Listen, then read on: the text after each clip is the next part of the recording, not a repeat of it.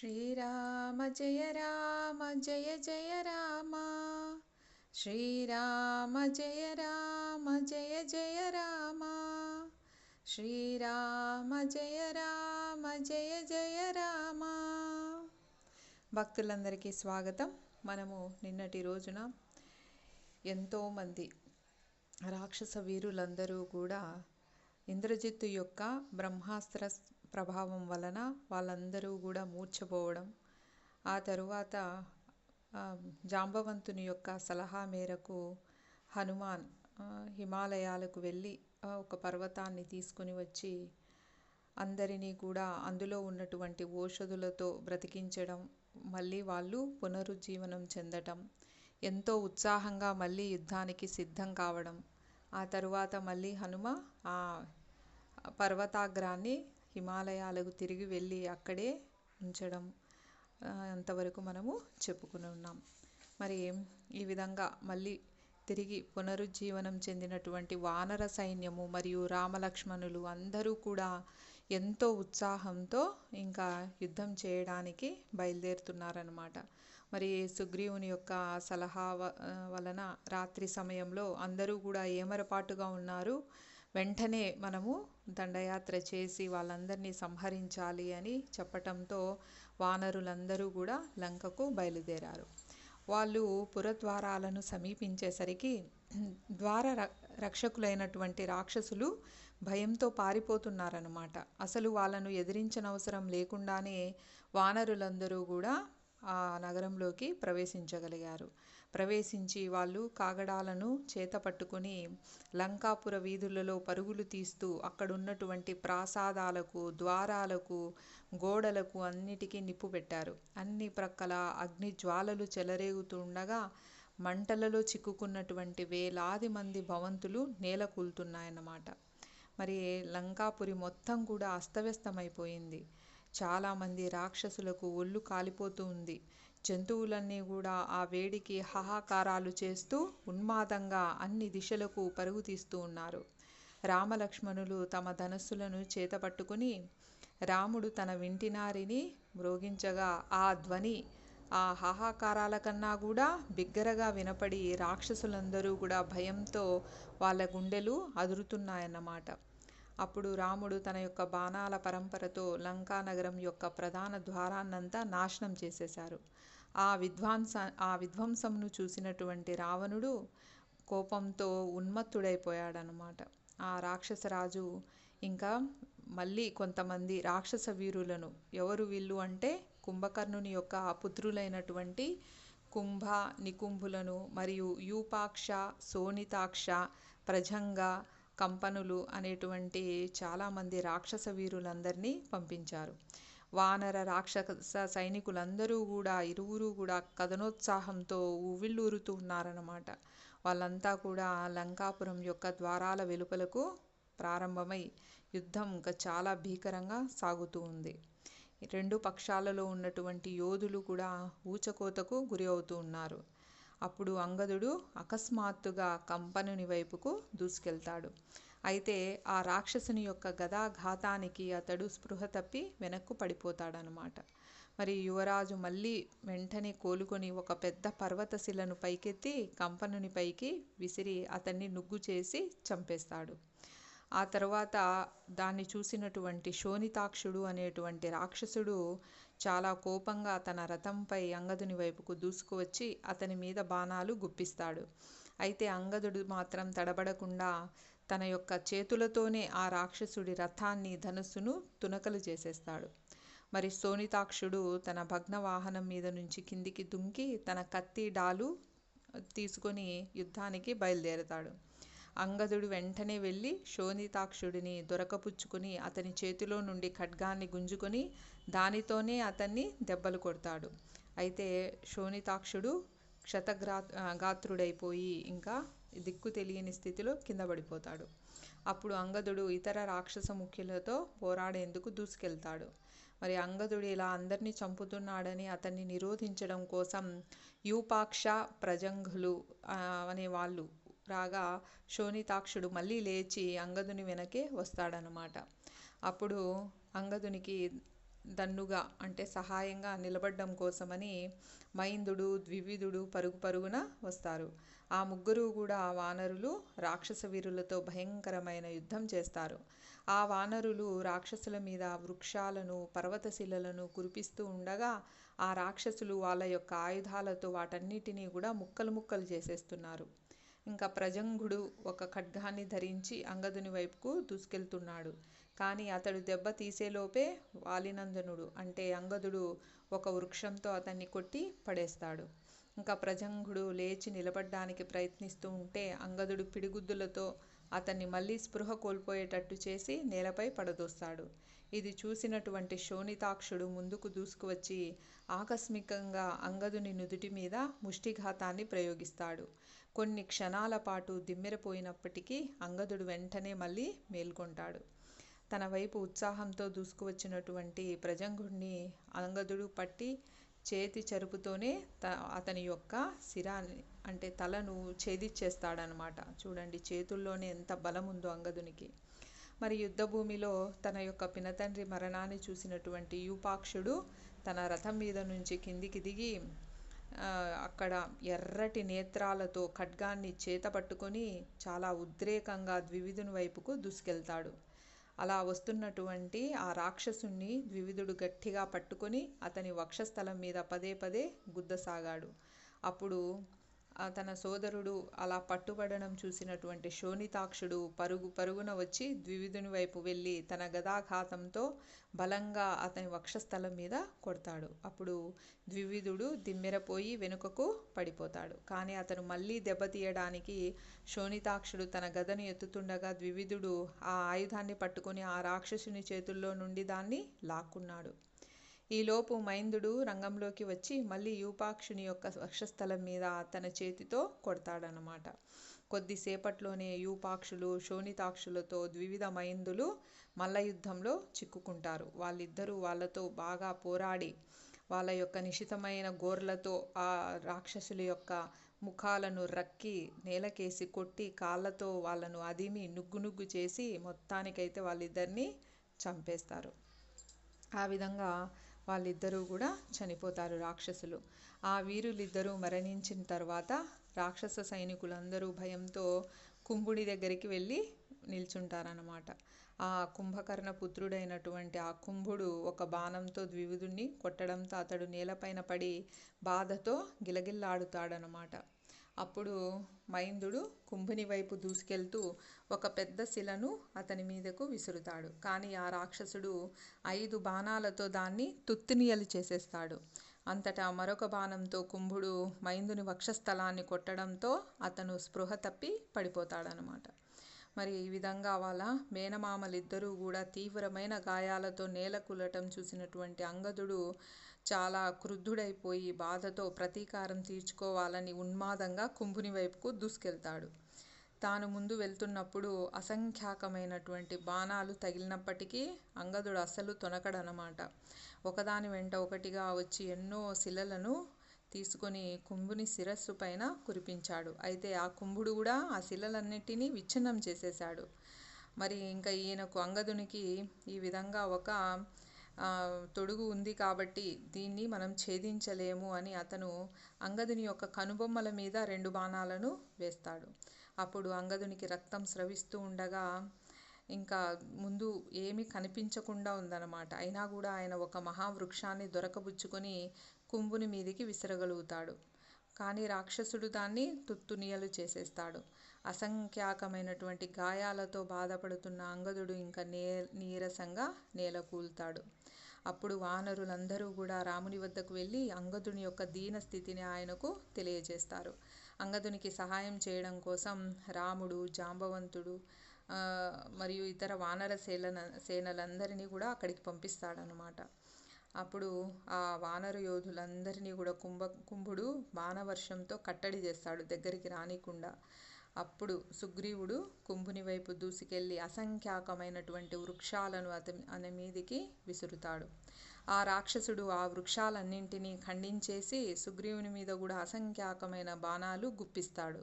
అయినప్పటికీ సుగ్రీవుడు ఏమాత్రం బెదరక కుంభుని రథం వరకు ముందుకు సాగిపోతాడు. అకస్మాత్తుగా సుగ్రీవుడు రథంపైకి ఎగిరి కుంభుని చేతుల్లో నుండి ధనస్సును గుంజుకొని దాన్ని విరిచేస్తాడు. వెంటనే మళ్ళీ అతను ఏం చేస్తాడు, కుంభుడు రథం మీద నుండి కిందికి దుంకుతాడు. మళ్ళీ సుగ్రీవుడు అంటున్నాడు, కుంభ, ఈరోజు నువ్వు యుద్ధభూమిలో ఖచ్చితంగా నీ బలపరాక్రమాలను చాలా గొప్పగా ప్రదర్శించావు, కాబట్టి నువ్వు చాలా శక్తివంతుడివని నాకు అర్థమవుతుంది. అయితే రావణుడు బ్రహ్మదేవుని ప్రభావం వలన పొందినటువంటి బలశక్తి, ఆ తర్వాత నీ యొక్క దేహశక్తి రెండూ కలిసి ఒకే చోట ఉంటే ఎలా ఉంటుందో అలా ఉన్నావు నువ్వు. కాబట్టి నువ్వు ఈ క్షణమే నిన్ను నేను వధించేవాన్నే, కానీ నువ్వు ఎంతగానో పోరాడి అలసిపోయావు, కాబట్టి నువ్వు లంకకు తిరిగి వెళ్ళి మళ్ళీ విశ్రాంతి తీసుకుని రా అని అంటాడనమాట. అయితే ఇలాంటి న్యాయసమ్మతమైనటువంటి పోరాటానికి కుంభుడు ఆశ్చర్యపోతాడనమాట. అయినా కూడా సుగ్రీవుని యొక్క వచనాలకు అతను ఆనందించినా కూడా ఆ విధంగా వెళ్ళి ఆయన విశ్రాంతి తీసుకోవడానికి ఒప్పుకోడు. ఆయన అలాగే యుద్ధం కొనసాగిస్తాడు. ఆకస్మికంగా వానర రాజును తన యొక్క దృఢమైన బాహువులతో అంటే సుగ్రీవుణ్ణి చేతుల్లోకి దొరకబుచ్చుకుంటాడు. వాళ్ళిద్దరూ మల్ల యుద్ధం చేస్తూ ఉండగా విపరీతమైన ఒత్తిడి వలన అక్కడ ఉన్నటువంటి భూమి కూడా లోపలికి కుంగిపోతూ ఉంటుందన్నమాట. అప్పుడు ఎట్టకేలకు సుగ్రీవుడు కుంభుని పైకెత్తి సముద్రంలోకి విసిరేస్తాడు. మనం ఏదైనా ఒక రాయి నీటిలోకి విసిరితేనే నీళ్లు ఇంతెత్తున పైకి లేస్తాయి కదా.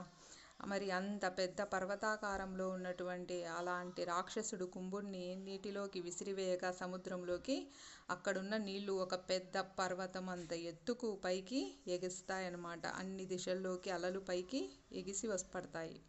అయితే కుంభుడు మళ్ళీ తిరిగి నేల మీదకు లంఘించి వచ్చి సుగ్రీవుని వైపుకు దూసుకుపోతాడు. అతన్ని నేల మీదకు తోసివేసి అతని వక్షస్థలం మీద ముష్టిఘాతాలు కురిపిస్తాడు. తన కవచం ఛిద్రమై గాయాల నుండి రక్తం కారుతున్నా కూడా సుగ్రీవుడు మాత్రం తన బలమైన పిడికిల్ని బిగించి తన శక్తి కొద్దీ కుంభుని యొక్క వక్షస్థలం మీద పిడిగుద్దులు కురిపిస్తాడు. సుగ్రీవుని ఆ ఘాతాలకు కుంభకర్ణ పుత్రుడైనటువంటి కుంభుడు నుగ్గయి నేలకూలి గాయాలతో చనిపోతాడనమాట, విగతజీవుడైపోతాడు. మరి తన యొక్క అన్న వధించబడడం చూసినటువంటి నికుంభుడు దిక్కులు దద్దరిల్లేటట్లు గర్జనలు చేసి ప్రచండమైనటువంటి గదలను తీసుకొని వానరులు అందరినీ కూడా భయంతో పరిగెట్టేటట్టు చేస్తాడనమాట. హనుమంతుడు తన ఎదుటకు రాగా నికుంభుడు తన భయంకరమైనటువంటి గదాయుధంతో అతని యొక్క వక్షస్థలం పైన కొడతాడు.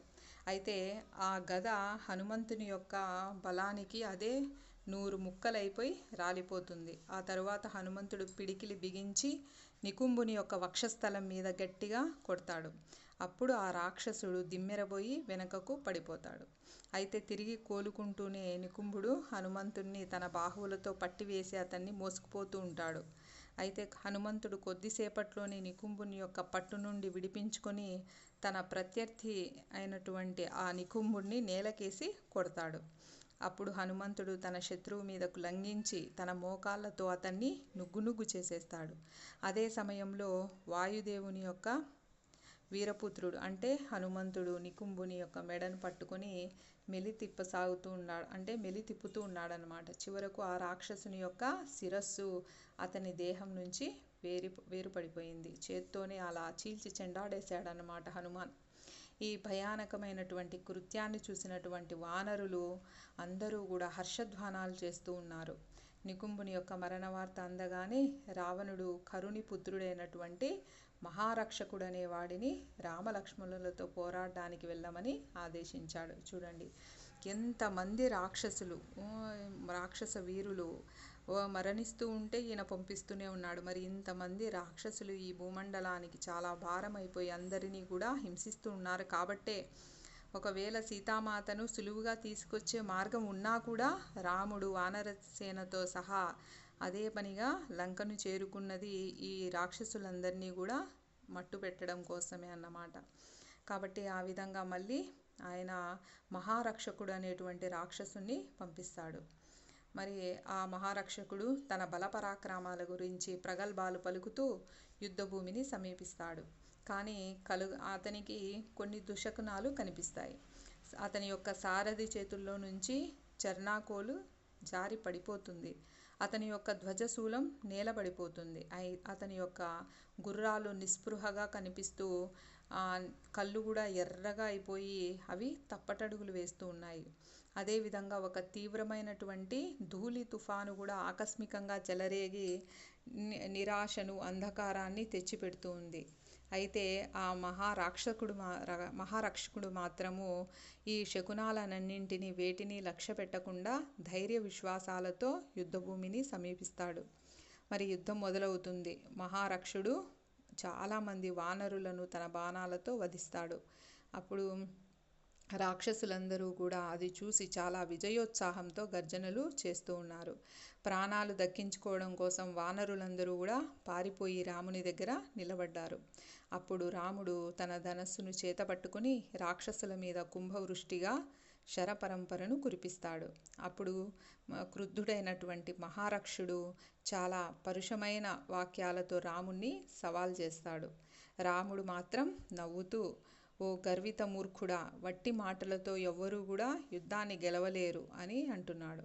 అప్పుడు మహారక్షుడు ఒకదాని వెంట ఒకటిగా శరప్రవాహంగా బాణాలను రాముని పైన వదులుతాడనమాట. వాటన్నింటినీ కూడా రాముడు ఛేదించేస్తాడు. ఆ తర్వాత వాళ్ళిద్దరూ కూడా బాగా దగ్గరికి వచ్చి భీకరంగా పోరాడుతూ ఉంటే దేవతలు ఆకాశంలో సమావేశమై ఆ అద్భుతమైనటువంటి ద్వంద్వ యుద్ధాన్ని చూస్తూ ఉన్నారు. మరి రాముడు, మహారక్షుడు ఒకరినొకరు లోతుగా గాయపరుచుకున్నా కూడా వాళ్ళ శక్తులు మాత్రం తగ్గటం లేదు. ఇంకా ఉత్సాహంగా వాళ్ళు యుద్ధం చేస్తూనే ఉన్నారు. నిజానికి వాళ్ళు వదిలినటువంటి అసంఖ్యాకమైనటువంటి బాణముల వలన యుద్ధభూమి అసలు సరిగా కనిపించడం లేదన్నమాట. అంతగా ఒక వర్షం పడుతూ ఉంటే ఎదురుగా ఉన్న సన్నివేశం మనకు ఎలా కనపడదో అలా అయిపోయిందన్నమాట యుద్ధభూమి అంతా. అప్పుడు రాముడు చాలా ఆగ్రహంతో ఆయన మహారక్షుడి మీద దాడి చేసి అతని యొక్క ధనస్సును సగానికి తుంచేస్తాడు. అతని యొక్క రథాన్ని కూడా తుత్తునియలు చేసేస్తాడు. సారథిని, గుర్రాలను చంపేస్తాడు. అప్పుడు మహారక్షుడు ఆ విరిగిపోయినటువంటి రథం మీద నుంచి కిందికి దూకి తనకు రుద్రుడు ప్రసాదించినటువంటి శూలాన్ని తీసుకుని దానిని రాముని మీదకు వదులుతాడు. అయితే రాముడు తన బాణాలతో దానిని ముక్కలు చేసేస్తాడు. ఆ తర్వాత రాముడు ఆగ్నేయాస్త్రాన్ని ఎక్కుపెట్టగా మహారక్షుడు పిడికిలి బిగించి చేయి పైకెత్తి ఉన్మాదంగా ఆయన వైపు వస్తూ ఉన్నాడనమాట. అయితే ఆ రాక్షసుడు రాముణ్ణి చేరేలోగానే ఆ దివ్యాస్త్రము మహారక్షుని యొక్క హృదయాన్ని ఛేదించి అతన్ని చంపేసింది. తమ యొక్క నాయకుని యొక్క చావు చూసినటువంటి రాక్షస సేన అంతా కూడా మళ్ళీ లంకకు పారిపోయారన్నమాట. ఆ తరువాత రావణాసురుడు మళ్ళీ ఇంద్రజిత్తును తిరిగి రణరంగంలోకి ప్రవేశించవలసిందిగా ఆదేశిస్తాడు. ఆ విధంగా మళ్ళీ ఇంద్రజిత్తు అక్కడికి వచ్చి యజ్ఞవాటికకు వెళ్ళి మళ్ళీ తన యొక్క శక్తిని పెంపొందించుకోవడం కోసం యజ్ఞాగ్నిలో ఆజ్యమును ఆహుతి చేస్తాడనమాట. ఏంటి అతను ఇచ్చే ఆహుతి? ఇంకొక మేకను తీసుకొని వచ్చి మెడపట్టి దాన్ని లాగి ఆ అగ్నిలో వేయడం అనమాట. అప్పుడు అగ్నిదేవుడు స్వయంగా వచ్చి ఆ ఆహుతిని స్వీకరిస్తాడు. అప్పుడు అగ్ని ఉజ్వలంగా ప్రజ్వరిల్లుతుంది. అప్పుడు ఇంద్రజిత్తు తన రథాన్ని, ఆయుధాలను అన్నింటినీ బ్రహ్మదేవుని యొక్క శక్తితో రక్షణ కల్పించి మళ్ళీ రథాన్ని అధిరోహించి వస్తాడనమాట. కొద్దిసేపటికి ఇంద్రజిత్తు ఆకాశంలో తన అదృశ్య స్థానంలో నిలబడి రామలక్ష్మణుల మీద బాణాలను వర్షిస్తూ ఉన్నాడు. అయితే దశరథ నందనులైనటువంటి రామలక్ష్మణులు దివ్యాస్త్రములతో ఇంద్రజిత్తుపై ఎదురుదెబ్బ తీయాలని ప్రయత్నిస్తారు. కానీ ఎక్కడ చూసినా అక్కడ కనిపించడు. ఎందుకు? అతను చాలా మాయలతో యుద్ధం చేస్తూ ఉన్నాడు కాబట్టి అవేవి కూడా ఆయన్ను స్పర్శించలేకపోతున్నాయన్నమాట. అప్పుడు ఇంద్రజిత్తు తన మాయా ప్రభావంతో చీకట్లను సృష్టించి రామలక్ష్మణులపైన మళ్ళీ బాణాలను వర్షించాడు. వాళ్ళందరూ పాపం చాలా తీవ్రంగా గాయపడతారన్నమాట. ఇంకా పైనుండి బాణాలు వస్తున్నాయి కానీ అవి ఎక్కడ నుంచి అతను ప్రయోగించేది కనపడటం లేదు. ఏ వైపుగా వస్తున్నాయో ఆ వైపుకి రాక్షస వీరులు అక్కడ ఉంటారని మిగతా వాళ్ళందరూ కూడా ఏదో విధంగా చెట్లను, పర్వత శిలలను విసురుతున్నారు. కానీ ఏమీ ప్రయోజనం లేదన్నమాట. చివరకు తన యొక్క నిస్సహాయమైన స్థితికి లక్ష్మణుడు నిస్పృహ చెందుతాడనమాట. చెంది ఇక రామునితో అంటున్నారు, నేను బ్రహ్మాస్త్రాన్ని ప్రయోగిస్తాను, ఈ రాక్షసులందరినీ ఒకేసారి సర్వనాశనం చేస్తాను అని అంటాడు. అయితే రాముడు మాత్రం, ప్రియమైన సోదరా, ఒక శత్రువుతో యుద్ధం చేస్తున్నప్పుడు యుద్ధంలో పాల్గొనకుండా ఉన్న ఇతర రాక్షసులను కూడా వధించడం ధర్మం కాదు. కాబట్టి ఈ శక్తివంతుడైనటువంటి రాక్షసుని మనము తుదముట్టించాలంటే చాలా ఓపికతో ఉండాలి. నాకు కూడా అతన్ని చంపేయాలని ఎంతో ఉత్సాహంగా ఉంది. అయితే మనం మరిన్ని దివ్యాస్త్రాలను అతని మీద ప్రయోగించి ఓపికగా మనం అతన్ని ఎదుర్కొందామని అంటున్నాడనమాట.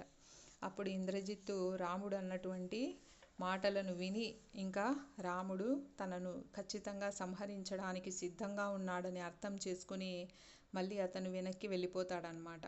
వెళ్ళిపోయి మళ్ళీ కొద్దిసేపటికి యుద్ధభూమికి వస్తాడు. అయితే ఈసారి అతను వచ్చినప్పుడు ఏం చేస్తాడు, మాయా సీతను వెంట పెట్టుకుని వస్తాడనమాట.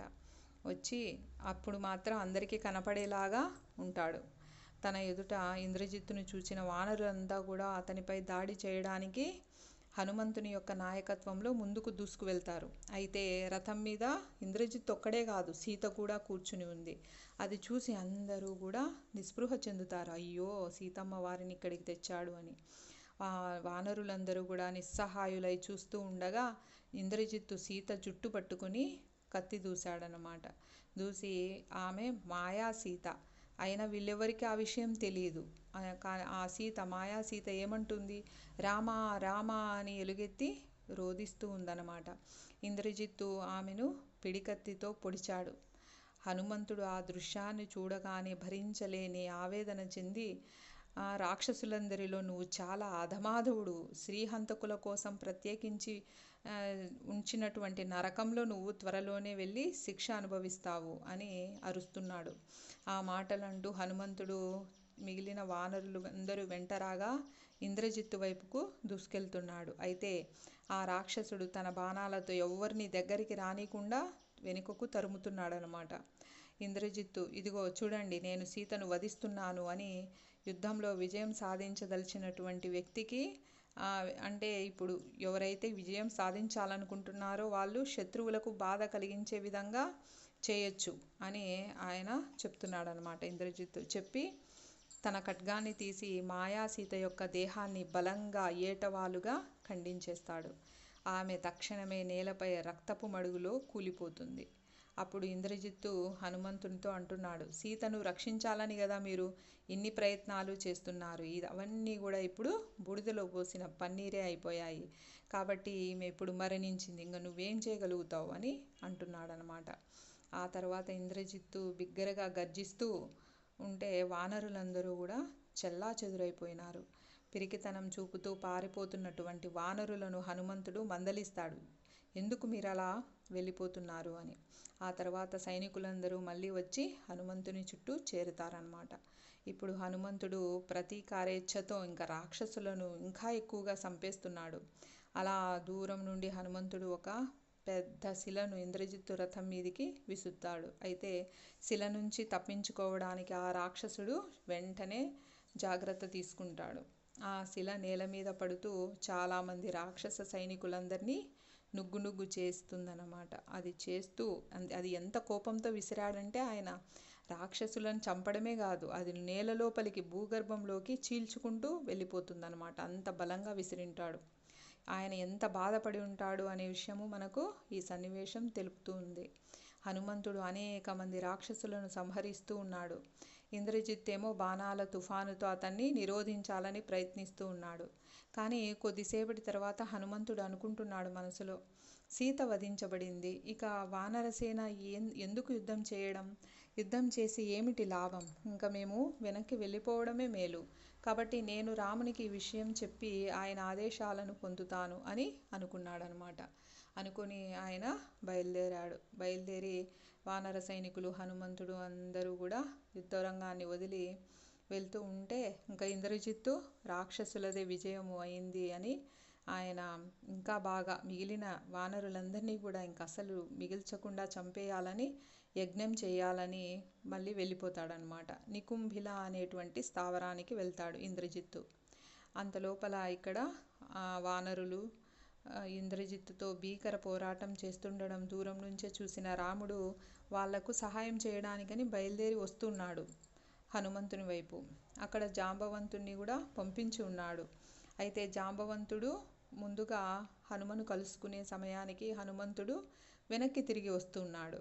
అప్పుడు ఎందుకని ఇలా మీరు తిరిగి వస్తున్నారు అని జాంబవంతుడు అడుగుతాడనమాట. అప్పుడు వాళ్ళందరూ కలిసి రాముడి దగ్గరికి వెళ్తారు. రాముణ్ణి కలుసుకోగానే హనుమంతుడు ఇలా చెప్తున్నాడు, సీతను ఇంద్రజిత్తు నిర్దయగా వధించి వేశాడు అని చెప్తాడు. ఆ మాట వినగానే రాముడు వెంటనే స్పృహ కోల్పోయి నేలపై పడిపోతాడు. వానరులు వెంటనే వచ్చి ఆయనకు స్పృహ తెప్పించడం కోసం నీటిని చిలకరిస్తారన్నమాట. లక్ష్మణుడు రాముణ్ణి తన చేతుల్లోకి తీసుకుని చాలా ఘోరంగా విలపిస్తూ ఉన్నాడు. అయ్యో, ఎంత భయంకరమైన దురదృష్టం ఇది. అందరూ కూడా ధర్మం ధర్మం అని అంటారు, కానీ అధర్మమే పైచేయి అయింది కదా. ఇక్కడ అవి రెండు కూడా వాటి పాత్రలను మార్చుకున్నాయి. ధర్మం అధర్మమైంది, అధర్మం ధర్మం అయిపోయింది. బహుశా తగినంత బలపరాక్రమాల లేనిదే ధర్మం ఒక్కటే అసలు జయించలేదేమో. అందుకే కేవలం తన బలపరాక్రమాల మీదే ఆధారపడుతూ నైతిక నియమాలనే వాటిని విస్మరించినటువంటి వాళ్ళే గెలిచారు. ఇప్పుడు రాక్షసులు వాళ్ళ బలపరాక్రమాల మీదే కదా ఆధారపడ్డారు. వాళ్ళు ఎలాంటి ధర్మాన్ని పాటించడం లేదు, అయినా వాళ్ళదే విజయమైంది. ఇంకా ఇంద్రజిత్తు రావణులతో సహా లంకా నగరం అంతటినీ నేను ఇప్పుడే సర్వనాశనం చేస్తాను అని లక్ష్మణుడు ఏడుస్తూ ఉన్నాడనమాట. ప్రియమైన రామ, దయచేసి నువ్వు గుర్తు చేసుకో, నువ్వు శ్రీ మహావిష్ణువు యొక్క అవతారంగా నువ్వు నీ దివ్యస్థానాన్ని జ్ఞప్తి చేసుకో, ఈ దుఃఖాన్ని నువ్వు విడిచిపెట్టు అని అంటున్నాడు. అప్పుడు వానర సైనికులలో ధైర్య విశ్వాసాలను పునరుద్ధరింపచేయడం కోసం విభీషణుడు అలా వచ్చాడనమాట. అక్కడికి వచ్చి ఏంటి ఇక్కడ ఇలా అందరూ గుమిగూడి ఉన్నారు అని అక్కడికి వచ్చి చూస్తాడు. అక్కడ స్పృహ కోల్పోయిన రాముణ్ణి తన ఒడిలో ఉంచుకుని దుఃఖిస్తున్నటువంటి లక్ష్మణుని చూసి అరే ఏం జరిగింది అని ప్రశ్నిస్తాడు. అప్పుడు సీత మరణం గురించి లక్ష్మణుడు చెప్తాడనమాట విభీషణునికి. అప్పుడు విభీషణుడు మధ్యలోనే అడ్డుకొని, అయ్యో లక్ష్మణ, రావణుడు తనకు తానుగా సీతను ఎన్నటికీ వదులుకోడు. అంతేకాదు ఆమెను ఎవరు చంపడానికి కూడా అతను ఒప్పుకోడు. అలాంటిది ఇంద్రజిత్తు చంపడం అనేది జరగనే జరగదు. ఆ ఇంద్రజిత్తు చేత వధింపబడిండేది ఒక మాయా సీత అయి ఉంటుంది, అంతేగాని అది ఒక మాంత్రిక శక్తి కానీ అది నిజమైన సీత కానే కాదు. లక్ష్మణ, నువ్వు తక్షణమే నికుంభి స్థలానికి వెళ్ళు. అక్కడ ఇంద్రజిత్తు యజ్ఞంలో ఆహుతులు సమర్పించడంలో నిమగ్నుడై ఉంటాడు. అతన్ని మనం ఇప్పుడు వధించాలి. నువ్వు ఇప్పుడే ఇంద్రజిత్తు పైన దాడి చేయకపోతే ఇంకా మళ్ళీ అతను అదృశ్య రూపం పొంది అజేయుడిగా నిలిచిపోతాడు. కాబట్టి మనం వెంటనే వెళ్దామని వాళ్ళందరికీ చెప్తున్నాడనమాట. అయితే రాముడు ఎంత బాధలో ఉన్నాడంటే విభీషణుడు చెప్పింది కూడా ఆయన మనసులోకి ఎక్కలేదన్నమాట. అది మాయా సీత అని చెప్పినా కూడా ఇంకా పూర్తిగా నమ్మలేకపోతున్నాడు. ఆయన అర్థం చేసుకోలేక ఇది మళ్ళీ చెప్పు విభీషణ అని అంటున్నాడనమాట. అంత బాధ ఆయన అనుభవిస్తూ ఉన్నాడు. అప్పుడు విభీషణుడు ఆ విషయాన్ని మరింత విపులంగా వివరిస్తూ ఉన్నాడనమాట. చాలా కాలం కిందట ఇంద్రజిత్తు బ్రహ్మదేవుణ్ణి మెప్పించడం కోసం ఘోరమైన తపస్సు చేశాడు. అయితే విశ్వ పితామహుడు అయినటువంటి బ్రహ్మదేవుడు ఇంద్రజిత్తుకు బ్రహ్మాస్త్రాన్ని ఇస్తూ ఎగిరే అశ్వములను ప్రసాదించాడనమాట. అయితే నువ్వు నికుంభిలంలో యజ్ఞకార్యంలో నిమగ్నుడివై ఉండగా ఒక శత్రువు చేత నువ్వు వధించబడతావు అని ముందుగానే ఆయన హెచ్చరించాడు బ్రహ్మదేవుడు. కాబట్టి లక్ష్మణ, వెంటనే వెళ్ళి అతన్ని సంహరించాలి, లేకుంటే అతడు వానరులందరినీ కూడా వధించగలిగేంత శక్తివంతుడవుతాడు అని చెప్తాడనమాట. ఈ మాటలు విన్నటువంటి రాముడు, లక్ష్మణ వెళ్ళు, హనుమను విభీషణులను తక్కిన వానర సేనంతటినీ నీ వెంట తీసుకొని వెళ్ళు అని ఆదేశిస్తాడు. ఇంకప్పుడు లక్ష్మణుడు రాముని యొక్క పాదాలకు నమస్కరించి ఇంద్రజిత్తును వధిస్తానని శబ్దం చేస్తూ బయలుదేరుతాడు. లక్ష్మణుడు నికుంభిలమునకు చేరేసరికి అసంఖ్యాకులైనటువంటి రాక్షసులు దానికి పహారా కాస్తూ ఉన్నారన్నమాట. ముందుగా వాళ్ళ యొక్క సేనపై దాడి చేద్దాం. ఆ రాక్షసులు తట్టుకోలేక వాళ్ళందరూ కేకలు పెడుతూ ఉంటే అప్పుడు ఇంద్రజిత్తు వస్తాడు అని విభీషణుడు లక్ష్మణునికి సలహా ఇస్తాడనమాట. సరే అని యుద్ధం మొదలైంది. మొత్తం రాక్షసులందరినీ కూడా వానరులు, హనుమంతుడు అందరూ కూడా చంపేస్తున్నారు. మరి ఆ విధంగా తీవ్రమైన దాడి వలన అందరూ రాక్షసులు చనిపోతూ ఉంటే అప్పుడు ఇంద్రజిత్తు తన యజ్ఞాహుతులు అసంపూర్తిగానే వదిలేసి తన యొక్క రథాన్ని అధిరోహిస్తాడు. హనుమంతుడు ఎంతోమంది రాక్షస సైనికులను వధిస్తున్నాడు. కానీ ఇంద్రజిత్తు రావడంతో వాళ్ళంతా కూడా ధైర్యం తెచ్చుకొని అతని మీదకి వెళ్ళారు, మళ్ళీ హనుమంతుని మీదకి. హనుమంతుడు ఆ రాక్షస సంహారాన్ని కొనసాగిస్తూ ఉండగా ఇంద్రజిత్తు వచ్చి హనుమ మీద దాడి చేశాడు. వానర సైనికుల మీద కూడా కుంభవృష్టిగా బాణాలు వదులుతూ ఉన్నాడు. అప్పుడు ఇంద్రజిత్తు యుద్ధరంగంలో ప్రవేశించడానికి ముందు ఒక వటవృక్షం కింద యజ్ఞాగ్నిలో ఆహుతులను సమర్పించిన చోటుకు విభీషణుడు లక్ష్మణుణ్ణి తీసుకెళ్తాడనమాట. ఎక్కడైతే ఇంద్రజిత్తు ఆ యజ్ఞం చేస్తూ ఉన్నాడో, ఆహుతులు ఇస్తున్నాడో అక్కడికి వెళ్తారు. తన యొక్క కర్మకాండను పూర్తి చేసుకునేందుకు మళ్ళీ ఇంద్రజిత్ వస్తాడు. అక్కడ హనుమను, మిగిలిన వానరులను అందరినీ పక్కకి తోలేసి ఇంకా ఈయన వచ్చేస్తాడు. కాబట్టి నువ్వు ఇక్కడే సిద్ధంగా ఉండు లక్ష్మణ, ఎప్పుడైతే ఇంద్రజిత్తు వస్తాడో వెంటనే నువ్వు అతన్ని వధించేయి అని చెప్తాడనమాట విభీషణుడు. అప్పుడు లక్ష్మణుడు తన స్థానంలోనే నిలబడి వేచి చూస్తూ ఉన్నాడనమాట. ఎంతో సమయం పూర్తి కాకముందే ఇంద్రజిత్తు రానే వస్తాడు. రాగానే లక్ష్మణుడు తనను యుద్ధానికి సవాలు చేస్తాడు. అప్పుడు ఇంద్రజిత్తు అక్కడే ఉన్నటువంటి విభీషణునితో ఇలా అంటున్నాడు: నాకు హాని తలపెట్టడానికి నా స్వంత పినతండ్రి ఇక్కడికి వచ్చాడా? నేను నీ అన్న యొక్క ప్రియమైన కుమారుణ్ణి అయినా కూడా నీ కుటుంబ సభ్యుల పట్ల నీకు అసలు ప్రేమానురాగాలే లేవా? నీవు సైతం రాక్షస వంశంలో జన్మించినావు కదా, మరి నీ పుట్టుకకు నువ్వు గర్వించడం లేదా? అసలు ఎంత బుద్ధిలేని మూర్ఖుడవు నువ్వు. నీ సన్నిహితమైన బంధువులను అసలు ఎలా నువ్వు మోసగిస్తున్నావో నాకు అర్థం కావట్లేదు. స్వంత కుటుంబంతో కలిసి జీవించడానికి అపరిచితుల యొక్క పాదాలను నాకడానికి మధ్య తేడా ఏమీ లేదా? బంధువులలో ఎంతటి అధముడైనా సరే బయటి వ్యక్తుల కంటే ఎల్లప్పుడూ నయమని అనిపిస్తాడు. కానీ నువ్వొక్కడివి మాత్రమే ఇంత ద్రోహబుద్ధితో ఉంటున్నావు అని ఆయనను అనరాని మాటలు అంటాడనమాట విభీషణుణ్ణి. అప్పుడు విభీషణుడు బదిలిస్తూ, నాయనా, నీకు నిజంగానే అంత ధర్మం మీద అనురక్తి ఉంటే నీకంటే ఎంతో పెద్దవాడినైనటువంటి నన్నెందుకు నువ్వు ఇలా దూషిస్తావు? నేను రాక్షస వంశంలోనే పుట్టాను, కానీ నా స్వభావం మాత్రం పూర్తిగా భిన్నమైనది. నేను మొరటుతనాన్ని, క్రూరత్వాన్ని ద్వేషిస్తాను. మన వంశంలో కట్టుబాటు తప్పినవాడు నీ తండ్రే, అంతేగాని నేను కాదు. కుటుంబపరమైనటువంటి బంధుత్వం ఉన్నప్పటికీ పాపాత్ములైన వ్యక్తులతో అన్ని సంబంధాలను తెగదెంచుకోవటమే మన కర్తవ్యమని ధర్మశాస్త్రాలు ఆదేశిస్తూ ఉన్నాయి. అంతేకాదు, నీ తండ్రి పరభార్యను అపహరించడమే ఒక పెద్ద తప్పు.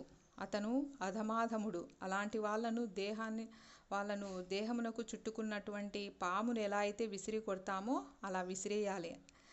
మిత్రులను విశ్వసించకపోవడం, పరస్త్రీలతో లైంగిక సంబంధం పెట్టుకోవడం, పరుల యొక్క ఆస్తిని అపహరించడం, ఇవన్నీ కూడా ఎప్పుడూ కూడా వినాశనానికే దారి తీస్తాయి. కాబట్టి రావణునికి పోయే కాలం దాపురించింది. అతనితో పాటు నువ్వు, నీ లంకానగరం యావత్తూ కూడా సర్వనాశనం కావడం తప్పదు. కాబట్టి ఇంద్రజిత్తు, నువ్వు కేవలం అహంభావివైన, మర్యాద తెలియని బాలుడివి. నీ ఇష్టం వచ్చినట్లు అను, కానీ కొద్దిసేపట్లోనే నువ్వు లక్ష్మణుని యొక్క బాణజాలానికి గురి అయ్యి అసువులు బాసుతావు. కాబట్టి సిద్ధంగా ఉండు యుద్ధానికి అని అంటున్నాడనమాట. అప్పుడు లక్ష్మణుడు హనుమంతుని యొక్క మూపు మీద ఎక్కాడు. ఎందుకంటే ఇంద్రజిత్తు రథంపై ఉన్నాడు కదా, కాబట్టి ఈయనే రథంలాగా హనుమంతుడు లక్ష్మణుని పైకెక్కించుకున్నాడనమాట. ఒకరినొకరు సవాలు చేసుకున్న మీదట ఇంద్రజిత్తు అకస్మాత్తుగా శరద్వయంతో లక్ష్మణుని గాయపరుస్తాడు. కానీ దానికి ప్రతిస్పందనగా లక్ష్మణుడు ఇంద్రజిత్తు యొక్క వక్షస్థలంపై బాణ పంచకాన్ని ప్రయోగిస్తాడు. అలా భయంకరమైనటువంటి ద్వంద్వ యుద్ధం ప్రారంభమైంది. కొంతసేపటి తరువాత లక్ష్మణుని యొక్క బాణాల దాటికి ఇంద్రజిత్తుడు వివర్ణుడై బలహీనపడతాడనమాట. ఆ రాక్షసుని తుదముట్టించాల్సిందిగా విభీషణుడు లక్ష్మణునికి సలహా ఇస్తాడు. కానీ తొందరగా బాణాలు వదులు లక్ష్మణ అని చెప్తూ ఉన్నాడనమాట. అప్పుడు లక్ష్మణుడు తన శక్తివంతమైనటువంటి బాణాలను మరింటిని ప్రయోగించడంతో ఇంద్రజిత్తు తాత్కాలికంగా దిమ్మెరపోతాడు. అయితే అతను మళ్ళీ వెంటనే కోలుకుంటున్నాడు. ఇంతకుముందు నిన్ను నేను పరాజితం చేసిన విధం గుర్తు తెచ్చుకో అని లక్ష్మణుణ్ణి బెదిరిస్తున్నాడు. 7 బాణాలతో అతను లక్ష్మణుణ్ణి 7 బాణాలతో కొట్టాడు. హనుమంతుణ్ణి 10 బాణాలతోనూ, విభీషణుని మీద 100 బాణాలు వేశాడనమాట. అందరూ కూడా గాయాల పాలయ్యారు. కానీ లక్ష్మణుడు నవ్వేసి ఇంద్రజిత్తును మళ్ళీ తన యొక్క బాణపుంజంతో కప్పివేస్తూ అతని యొక్క స్వర్ణ కవచాన్ని ఛిద్రం చేసేశాడు. అయితే ఇంద్రజిత్తు 1000 బాణాలతో ఎదురు దెబ్బ తీయడంతో లక్ష్మణుని యొక్క కవచం కూడా విరిగిపోయిందన్నమాట. అలా ఎవరికి కానీ పై చేయి దొరకడం లేదు.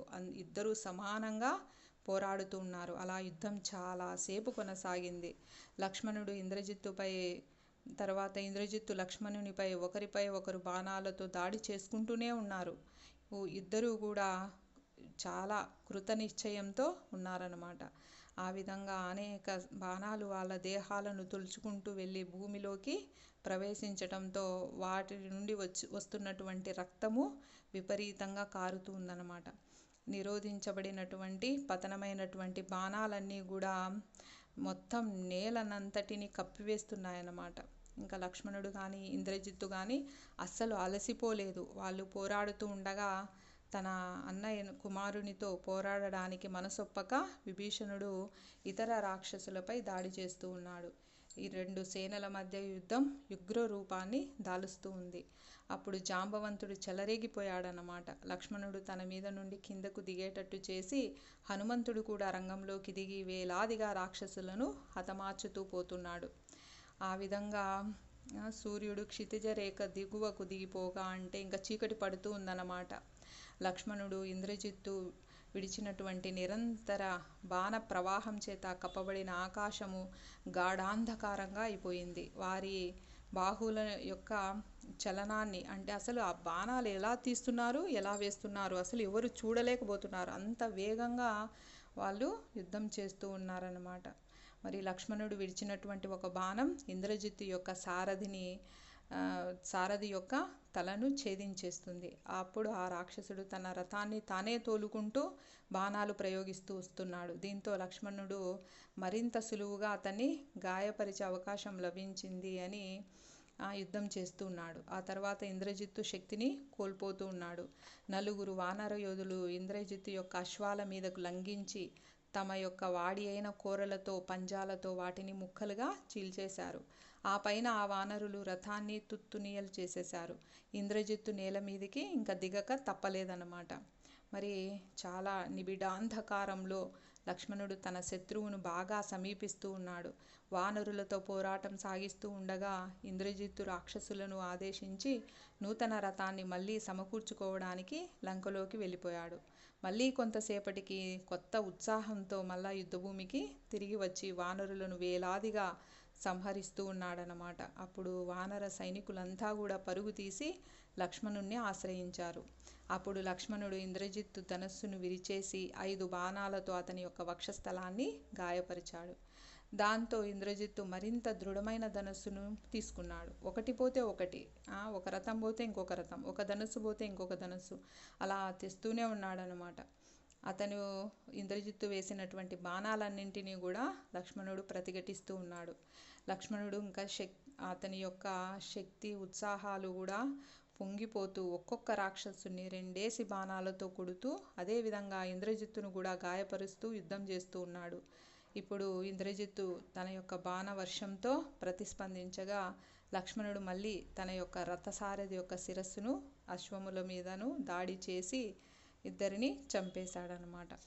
అంతసేపు ఇంద్రజిత్తు విడిచిన బాణాలు లక్ష్మణుని కవచానికి తగిలి కింద పడిపోతూ ఉన్నాయి. లక్ష్మణుని యొక్క కవచం దుర్భేద్యమని తలించినటువంటి ఇంద్రజిత్తు ఆయన నుదుటి మీద బాణాలు ప్రయోగించాడు. మరి అప్పుడు ఆయన గాయపడ్డాడనమాట లక్ష్మణుడు. కానీ ఇంద్రజిత్తు ముఖం మీద ఆయన కూడా 5 బాణాలు వేశాడు. ఆ తర్వాత ఇంద్రజిత్తు విభీషణుని ముఖంపై 3 బాణాలను నాటగా అతడు క్రోధావేశంతో తన గదను చేతపట్టుకొని తన అగ్రజుని పుత్రుని వైపు దూసుకెళ్తూ ఉన్నాడు. విభీషణుడు తన అశ్వాలను చితక్కొట్టి చంపడంతో ఇంద్రజిత్తు రథం మీద నుంచి కిందికి దుంకి తన పినతండ్రి అయినటువంటి విభీషణుడు పైకి ఒక శూలాన్ని విసిరాడనమాట. ఆ సమయంలో లక్ష్మణుడు జోక్యం చేసుకుంటూ ఆ శూలాన్ని తన బాణాలతో తుత్తునియలు చేసేశాడు.